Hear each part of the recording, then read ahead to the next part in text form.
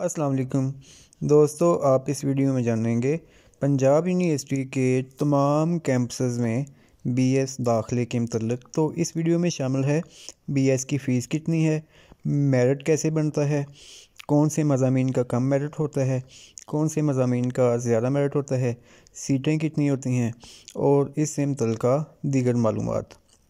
तो सबसे पहले हम देखते हैं कि अहलियत क्या है, एलिजिबिलिटी क्राइटेरिया क्या है। तो दोस्तों, इंटरमीडिएट में कम से कम सेकंड डिवीज़न यानी 45% मार्क्स होना ज़रूरी है।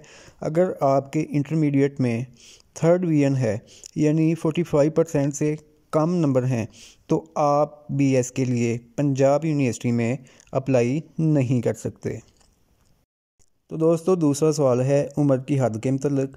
तो इसका जवाब ये है कि ज़्यादा से ज़्यादा 24 साल की उम्र तक आप अप्लाई कर सकते हैं।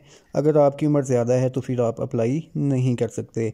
स्टडी गैप, तो कितना स्टडी गैप काबिल कबूल है? तो दोस्तों, इसका जवाब ये है कि ज़्यादा से ज़्यादा 5 साल तक स्टडी गैप काबिल कबूल है, इससे ज़्यादा स्टडी गैप काबिल कबूल नहीं है। स्टडी गैप के हर साल के 2% नंबर काटे जाएंगे, यानी अगर आपका 1 साल का स्टडी गैप है तो 2%, 2 साल का है तो 4%, 3 साल का है तो 6%, इसी तरह आपके हर साल के स्टडी गैप के नंबर कटेंगे। तो दोस्तों, अब है एडमिशन टेस्ट। तो पंजाब के जो तुलबा हैं जिन्होंने पंजाब यूनिवर्सिटी में अप्लाई करना है और उनका डोमिसाइल पंजाब का है तो उनके लिए टेस्ट लाजमी है। लेकिन जो दूसरे सूबे हैं जैसे केपी है, सिंध है, बलूचिस्तान है, जीबी है या बाहर से जो तुलबा अप्लाई करेंगे उनके लिए टेस्ट ज़रूरी नहीं होता। तो बीएस का टेस्ट कब होगा? तो दोस्तों, ये ऐलान हो जाएगा इंशाल्लाह जून के आखिर में और जुलाई में दाखिलों का ऐलान हो जाएगा। तो आपने जून में अप्लाई करना है और टेस्ट देना है। तो दोस्तों, ये इंटरमीडिएट लेवल का टेस्ट होता है।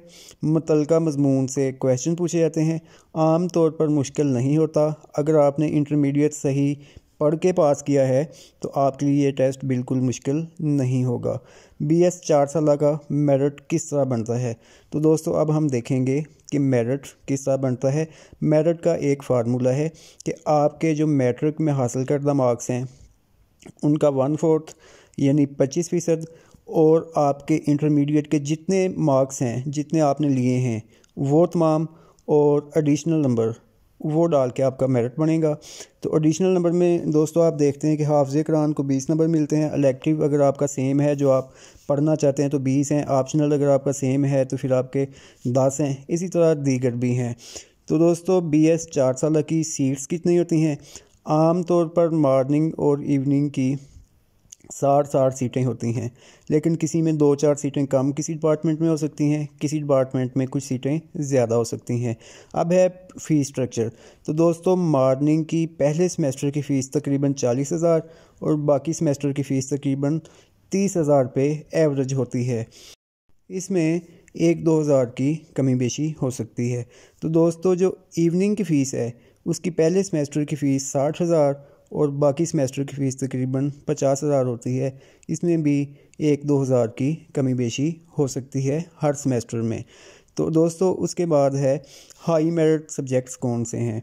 तो सबसे पहले जो हाई मेरिट सब्जेक्ट्स हैं वो अंग्रेज़ी है, पॉलिटिकल साइंस है, फ़िज़िक्स, केमिस्ट्री और कंप्यूटर साइंस है, sociology, botany, zoology, psychology, engineering के कुछ डिपार्टमेंट्स हैं।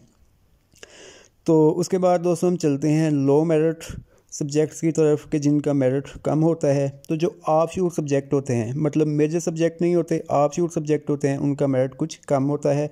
फ़ाइन आर्ट का मेरिट कम है। फ़ारसी, पंजाबी, तारीख़, स्टैट, अरबी, डीएसएस का मेरिट भी दूसरे मज़ामीन की निस्बत कम होता है।